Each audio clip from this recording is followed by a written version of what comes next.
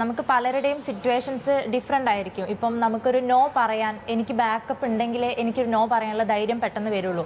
എനിക്ക് വേറൊരു ഒരു ഓപ്ഷനും ഇല്ലാത്തൊരു സമയത്ത് ഗതികേട് കൊണ്ട് പോകുന്നവർ ഒരു പെർസെൻറ്റേജ് ഉണ്ടാവില്ലേ? അവരെ കുറിച്ച് എന്താണ്? ഗതികേട് കൊണ്ടുപോകുന്നവർ ഒരു പെർസെൻറ്റേജ് ഉണ്ടാവും ഇല്ലെന്ന് എനിക്കറിയില്ല. പക്ഷെ മോള് പറഞ്ഞ സ്ഥിതിക്ക് ഒരു പെർസെൻറ്റേജ് ഉണ്ടാവാം. ഓക്കെ, ഇപ്പോൾ അങ്ങനെ ഉണ്ടാവുകയാണെങ്കിൽ അവർ പിന്നെ എന്തിനാ കംപ്ലൈൻറ്റ് ചെയ്യുന്നത്? അപ്പോൾ അവരുടെ സമ്മതത്തോടു കൂടിയല്ലേ അവരാ പോകുന്നത്. പിന്നെ എപ്പോഴാണ് കംപ്ലൈൻറ്റ് വരുന്നത്? കിട്ടാതാവും. അപ്പോൾ ഈ നമ്മൾ സ്ത്രീകളെ മാത്രം പറയുമ്പോൾ സ്ത്രീകളിൽ തന്നെ നല്ലതും മോശവുമായ ആളുകളുണ്ട്, പുരുഷന്മാരിലും നല്ലതും മോശമായ ആളുകളുണ്ട്. അപ്പോൾ എല്ലാ സ്ത്രീകളും നല്ലതും അല്ല, എല്ലാ സ്ത്രീകളും അല്ല പുരുഷന്മാരും നല്ലതും നമുക്ക് പറയാൻ പറ്റില്ല. പുരുഷന്മാരും ഇപ്പോൾ ഒരു കഴിഞ്ഞ ദിവസം കൂടെ പലരുടെയും പേര് തുറന്നു പുരുഷന്മാർ വന്നിട്ടുണ്ട്. അത്തരം മോശമായി ലൈംഗികമായിട്ടുള്ള ചൂഷണം നേരിട്ടു എന്ന് പറഞ്ഞ് പുരുഷന്മാർ തുറന്നു പറച്ചിലുകൾ നടത്തിയിട്ടുണ്ട്. അത്തരം പ്രതികരണങ്ങളോട് എങ്ങനെയാണ്, എന്താണ് തൊലി ഉരിഞ്ഞു പോകുന്നത് കേട്ടിട്ട്? എനിക്ക് അങ്ങനെ പ്രതികരിക്കാൻ പറ്റും. തൊലി ഉരിഞ്ഞു പോകുന്നത്. ഒരുപാട് പേരുകൾ പുറത്തു വന്നു. നമുക്കറിയാം, ചാനലിലൊക്കെ കാണുന്നതാണ്. നമ്മൾ പ്രത്യേകിച്ച് പെർട്ടിക്കുലർലി എടുത്തു പറയേണ്ട ആവശ്യമില്ല. എങ്കിൽ കൂടെ അവരുമായിട്ട് വർക്ക് ചെയ്തിട്ടുണ്ടാവണം. ഇപ്പം എല്ലാവരും തെറ്റ് ചെയ്തു എന്നല്ല ഞാൻ പറയുന്നത്. പക്ഷേ ഈ പുറത്ത് വന്ന കുറച്ച് പേരുകളുള്ള ആളുകളുമായിട്ട് മാം സിനിമകൾ ചെയ്തിട്ടുണ്ടാവണം. ഫസ്റ്റ് ഓഫ് ഓൾ നമ്മളൊരു ഒരു സംഭവം വന്നു. ഇപ്പോൾ ഒരു എന്താ പറയുക, ഒരു സാധനം ട്രെൻഡിങ് ആണെന്ന് പറഞ്ഞിട്ട് അതിനെ തന്നെ ഇങ്ങനെ എന്താ പറയുക കൊന്ന് നിൽക്കരുത്. കാര്യം മനസ്സും വിഷമവും എല്ലാം വരുന്ന മനുഷ്യരാണ്. ഇപ്പോൾ ഒരാൾക്ക് വേണ്ടി ഒരാൾ വന്ന് ഇത് പറഞ്ഞു, മാക്സിമം ഒരു എന്താ പറയുക, ഇപ്പം ആരോ ആയിക്കോട്ടെ ഒരു നടനെ പറ്റി പറഞ്ഞു, ആ നടനെ എന്തുമാത്രമാണ് ദൂഷിക്കുന്നത്, അയാൾക്കൊരു കുടുംബമുണ്ട്, അങ്ങനെയെങ്കിലും ഒരു ചിന്തയുണ്ട്. പോസ്റ്റേഴ്സ് ഉണ്ടാക്കുക, അയാളെ വെച്ചിട്ട് ട്രോളുകൾ ഉണ്ടാക്കുക, ഇതൊക്കെ കാണുന്ന അവരുടെ ബന്ധുക്കളുണ്ട്. നമ്മൾ ഒരു സൈഡ് മാത്രമേ നോക്കുന്നുള്ളൂ. ഫസ്റ്റ് അയാൾ കുറ്റക്കാരനാണെന്ന് കോടതി പറയട്ടെ, അതിനുശേഷം നിങ്ങൾ എന്ത് വേണേലും ചെയ്യും. അതുവരെ ഇത്രയും ക്രൂരമായ എന്താ പറയുക ഒരു ഇങ്ങനെയൊന്നും ചെയ്യരുത്, അത്രേ ഉള്ളൂ. ഇങ്ങനെയൊന്നും ചെയ്യരുത്, ഭയങ്കര മോശമാണ്. ഓക്കെ, ഇപ്പം നമ്മൾ ന്യൂസിൽ കണ്ടു പവർ ഗ്രൂപ്പ്, മലയാള സിനിമയിൽ ഒരു പവർ ഗ്രൂപ്പ് ഉണ്ടെന്നുള്ളൊരു സംസാരം വന്നിട്ടുണ്ട്. അങ്ങനെയുള്ളതായിട്ട് മാമിന് ഫീൽ ചെയ്തിട്ടുണ്ടോ? പലരും പല പേരുകൾ പറയുന്നുണ്ട്. ഊഹം എന്ന് പറയുന്നത് ഇപ്പം ഞാൻ ആ പ്രത്യേക ആളുടെ പേരെടുത്ത് നമ്മൾ ഏറ്റവും റെസ്പെക്ട് ചെയ്യുന്ന പല ആളുകളുടെയും പേര് ഇപ്പം കഴിഞ്ഞ ദിവസം കൂടെ പുറത്ത് വന്നിട്ടുണ്ട്. അത് അവർ പറയുന്ന കാര്യമാണ്, അവർക്ക് നേരിട്ട അനുഭവങ്ങളോ അല്ലെങ്കിൽ അവർക്ക് ഫീൽ ചെയ്ത കാര്യങ്ങളോ ആണ് അവർ പറയുന്നത്. കോടതി പറയുന്നിടം വരെ നമുക്ക് ആ ബഹുമാനം പോവേണ്ട ആവശ്യമില്ല. ആ നടന്റെ മേലെയുള്ള ഫസ്റ്റ് പറയട്ടെ, കോടതി പറയട്ടെ, ഇന്ന ആൾ കുറ്റക്കാരനാണ്, ഇന്ന ആൾ ശരിക്കും ആ സ്ത്രീയെ ഉപദ്രവിച്ചു, മോശമാണ് പറയട്ടെ. പറഞ്ഞതിന് ശേഷം നമുക്ക് ആ ബഹുമാനം കളഞ്ഞേക്കാം. അതുവരെ നമ്മളെന്തിനാ ബഹുമാനം കളയുന്നത്? മാമിന് അങ്ങനെ എന്തെങ്കിലും ഒരു പവർ സിനിമേൻ്റെ അകത്തുനിന്ന് ഫീൽ ചെയ്തിട്ടുണ്ടോ? ഒരു പവർ ഗ്രൂപ്പിന്റെ ഇൻഫ്ലുവൻസ് മാമിന്റെ ക്യാരക്ടറിനോ അല്ലെങ്കിൽ സിനിമയിലെ അവസരങ്ങൾ നഷ്ടപ്പെട്ടതായിട്ടോ അങ്ങനെ എന്തെങ്കിലും? ചില ആക്ടേഴ്സും അല്ലെങ്കിൽ ചില ഡയറക്ടേഴ്സും ആ കുട്ടി ആവശ്യമില്ല, അവർക്ക് താല്പര്യമില്ലാത്തതുകൊണ്ടായിരിക്കും. ചിലർ എൻ്റെ അവസരം നിഷേധിച്ചു. അവസരം നിഷേധിച്ചാൽ എന്ത് ചെയ്യാൻ പറ്റും? ഒന്നും ചെയ്യാൻ പറ്റില്ല. കാര്യം ഇപ്പോൾ ഒരു സംഘടന എടുത്ത് പോയി പറഞ്ഞ സംഘടനയ്ക്ക് പോയി പറയാൻ പറ്റുമോ? ഒരു ഡയറക്ടറോടോ പ്രൊഡ്യൂസറോ പറയാം നിങ്ങൾ ആ കുട്ടി സിനിമയിൽ അഭിനയിപ്പിച്ച് തന്നെ ആകണമെന്ന് പറയാൻ പറ്റില്ല. കാര്യം എന്താ പറയുക, ഫസ്റ്റ് ഓഫ് ഓൾ കാശ് മുടക്കുന്ന പ്രൊഡ്യൂസറുടെയും ആ സിനിമ എന്താ പറയുക സംവിധാനം ചെയ്യുന്ന സംവിധായകൻ്റെതുമാണ് അൾട്ടിമേറ്റ്ലി ആ സിനിമയെന്ന് പറയുന്നത്.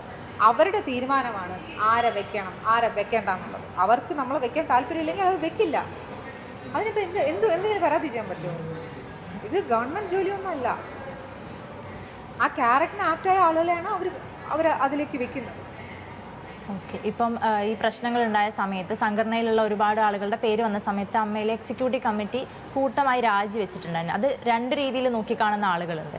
മാമിൻ്റെ ഒരു പെർസ്പെക്റ്റീവ് എങ്ങനെയാണ്? എനിക്ക് താല്പര്യം തോന്നിയില്ല. കാര്യം അവർക്കറിയാലോ അവർ കുറ്റം ചെയ്തിട്ടുണ്ടോ ചെയ്തിട്ടില്ലെന്ന് അവർക്ക് വ്യക്തമായി നല്ല ധാരണയുണ്ട്. ആ സ്ഥിതിക്ക് അവരത് ഇത് തെളിയിച്ചതിന് ശേഷം ഇറങ്ങിപ്പോയാൽ മതിയായിരുന്നു. പിന്നെ എന്തുമാത്രമാണ് ഈ നിങ്ങൾ മീഡിയാസ് എന്തുമാത്രമാണ് ആളുകളെ മോശമായി പറയുന്നത്. ഇരിക്കാൻ തോന്നും ആ സീറ്റിൽ. പിന്നെ സോഷ്യൽ മീഡിയയുടെ ഇൻഫ്ലുവൻസ് വല്ലാണ്ടില്ലേ മാം? ഇപ്പൊ ആളുകൾക്കൊരു രസമാണ് ഇത് വായിക്കുന്നതും. കണ്ടില്ലേ, അടുത്ത ആളിനെ കിട്ടി, അടുത്ത ആളിനെ കിട്ടി. ഇത് പുതിയ ആൾ വരാൻ വേണ്ടിയിട്ട് ഇങ്ങനെ നോക്കിയിരിക്കുന്ന ആളുകളുണ്ട്. അത് ആളുകൾക്ക് രസമാണ് കുറച്ച്. അതായത് അമ്മയ്ക്ക് പ്രാണവേദന, എന്താ പറയുക, മകൾക്ക് വീണവായന, അതാണ് ഇവിടെ നടക്കുന്നത്. വളരെ വിഷമം അനുഭവിക്കുന്ന ആളുകളുണ്ട് ഇതിനകത്ത്. നമ്മൾ ആരാധിച്ചിരുന്ന ആളുകളാണ്. അവരെയൊക്കെ പറയുമ്പോഴത്തേക്കും ലിമിറ്റ് വിട്ട് പറയരുത്. മാം ഈ ഒരു ഫിലിം ഇൻഡസ്ട്രിയിലേക്ക് വരുന്ന സമയത്ത് ഈ ഇത്തരം ചൂഷണങ്ങൾ മാത്രമല്ല പല സ്റ്റാർട്ടിങ് ഏജിൽ നേരിട്ടിട്ടുണ്ടാവും. അപ്പം ഇപ്പം ഇനി ഈ ഒരു ഫിലിം ഫീൽഡിലേക്ക് വരുന്ന കുട്ടികളെടുത്ത് എന്താണ് പറയാനുള്ളത്, ഇങ്ങനെ നേരിടുവാണെങ്കിൽ? ഞാനൊന്നും നേരിട്ടിട്ടില്ല മോളെ. ഈ ഒരു കഥ തട്ടുന്ന ഒരു പ്രശ്നം അല്ലാണ്ട് വേറെ ഒന്നും നേരിട്ടില്ല. ആരും ഒന്നും ചോദിക്കാൻ പോകുന്നില്ല. ഇപ്പോൾ വിശാൽ പറഞ്ഞു ചില ഉപ്പുമാ കമ്പനി എന്ന് പറഞ്ഞാൽ എന്താ പറയുക, ചെറിയ ചെറിയ എന്താ പറയുക തട്ടിക്കൂട്ട് കമ്പനി. അപ്പം അതുപോലെയുള്ള ആളുകൾ ചിലപ്പോൾ ചോദിച്ചേക്കാമെന്ന് വിശാൽ പറഞ്ഞിട്ടുണ്ട്. അതുപോലെയുള്ള കമ്പനികൾ. പക്ഷെ ഞാൻ തട്ടിക്കൂട്ടിലും ഞാൻ അഭിനയിച്ചിട്ടുണ്ട്. അതൊന്നും ആരും ചോദിക്കാനൊന്നും വന്നിട്ടില്ല. ഓക്കെ, അപ്പം എന്തായാലും ഈ ഒരു പോസ്റ്റ് ഇട്ടതിന് പിന്നാലെ, കാരണം എല്ലാവരും ആരോപണങ്ങളും ഓരോ വ്യക്തിയെയും ക്രൂശിക്കുന്ന സമയത്ത് മാം അതിലൊരു നല്ല കാര്യമാണ് ചൂണ്ടിക്കാണിച്ചിട്ടുണ്ടായിരുന്നത്. അതിൻ്റെ പേരിൽ മാമിന് ഒരുപാട് സൈബർ അറ്റാക്കും നേരിട്ടിട്ടുണ്ടാവും. അല്ലാണ്ട് പക്ഷേ 80% നമ്മൾ അനുകൂലിക്കുന്ന ആളുകളാണ്. ഒരു കോമൺ സെൻസ് എന്ന് പറഞ്ഞ സാധനം എല്ലാവർക്കും ഉണ്ടല്ലോ. ഇപ്പോൾ ഒരു പക്ഷം ഇരയുടെ കൂടെ നിൽക്കും, ഒരു സൈഡിലുള്ള ആളുകൾ വേട്ടക്കാരനെന്ന് പറഞ്ഞ പദം ഇനി പറയണ്ട. കാര്യം വിധി വരുന്നത് വരെ അവർ വേട്ടക്കാരനോ ഒന്നുമല്ല. ഓക്കെ, ഈ മോശം കമൻറ്റുകൾ മാമിനെ ബാധിക്കാറുണ്ടോ? ഈ വിഷമം തോന്നുന്നുണ്ട്. കാര്യം നമ്മളൊരു പൊളിറ്റിക്കൽ പാർട്ടിയിൽ നിൽക്കുന്ന ആളാണ്. നമ്മൾ 10 പേർക്ക് നല്ലത് ചെയ്യണമെന്ന് വിചാരിക്കുന്ന ആളാണ്. അപ്പോൾ അത് കാണുമ്പോഴത്തേക്കും എന്തിനാണ് ഇങ്ങനെ ചെയ്യുന്നത്? നമ്മൾ പേഴ്സണലി ഒരു പരിചയമില്ലാത്ത ആളുകൾ ഇൻസൾട്ട് ചെയ്യാൻ വേണ്ടിയിട്ട്, ഞാൻ പറഞ്ഞ 200-ൽ 5 കമൻറ്റാണ് ഞാൻ പറയുന്നത്. ആ 5 കമൻറ്റ് അവർക്കൊരു എന്താ പറയുക, ഒരു സാഡിസ്റ്റിക് പ്ലഷർ അവർക്ക് കിട്ടുന്നുണ്ടാവാം. പക്ഷെ അവരുടെ സംസ്കാരമാണ് അവർ ആ കാണിക്കുന്നത്. അവരുടെ കുടുംബങ്ങളെല്ലാം ഫേസ്ബുക്കിലൊക്കെ ഉണ്ടല്ലോ അവർ കാണുന്നത്.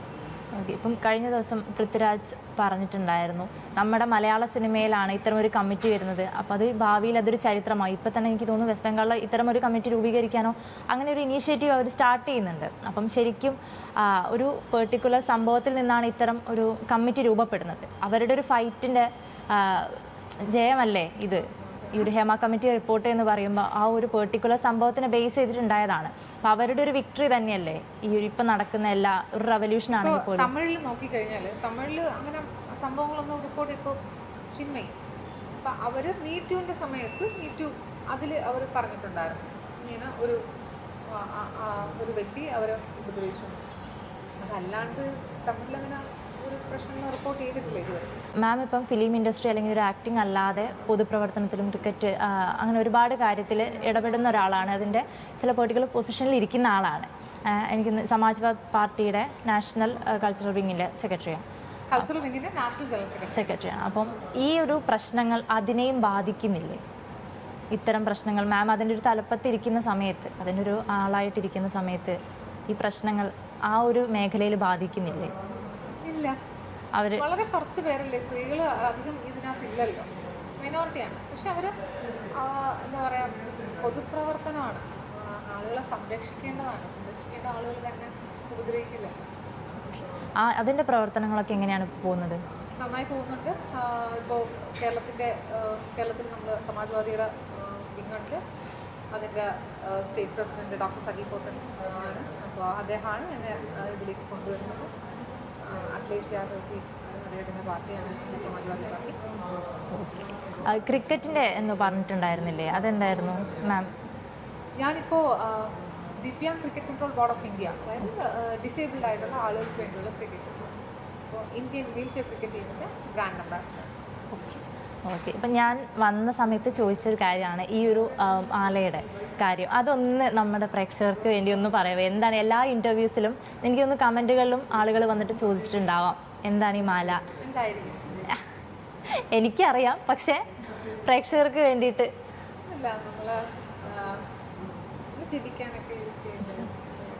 അതെ പറയില്ല. ഓക്കെ, അപ്പം എന്തായാലും താങ്ക് യു.